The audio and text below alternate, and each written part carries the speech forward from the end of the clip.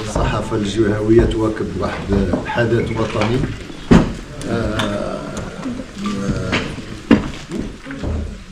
انتم عندكم واحد المسؤولية اللي هي كبيرة، لأنه العدد ديال ممثلي الصحافة الوطنية اللي عندها بعد وطني، ولكن البعد الجهوي راه الوقع ديالو كيكون أكثر من البعد ديال الصحافة الوطنية. لأنه علاش؟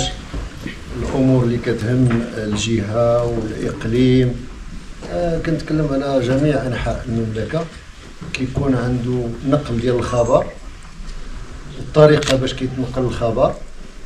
أولا الجانب اللي هو مستعجل، والتحليل كيكون واحد التتبع من ناحية العددية ومن ناحية الجودة في الجهة أكثر من الوطني، لأنه ديال الوطني كيكون عابر. ولكن أنا دائما كنت كنؤمن بها، لذلك بغيت باش نشكركم على الدور اللي كتقوموا به، وبغيت نشكركم على الحضور ديالكم في هذا اللقاء العالمي اللي لا محالة شاهدتوا.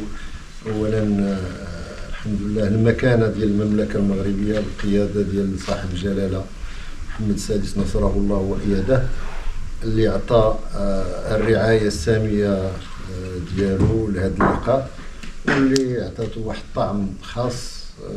وكما شاهدتوا عدد ديال الدول اللي كتعترف اولا بالمكانه ديال المغرب. السلام عليكم. مرحبا.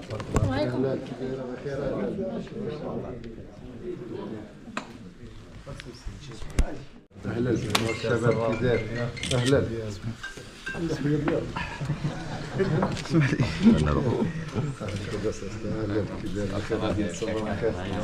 اهلا.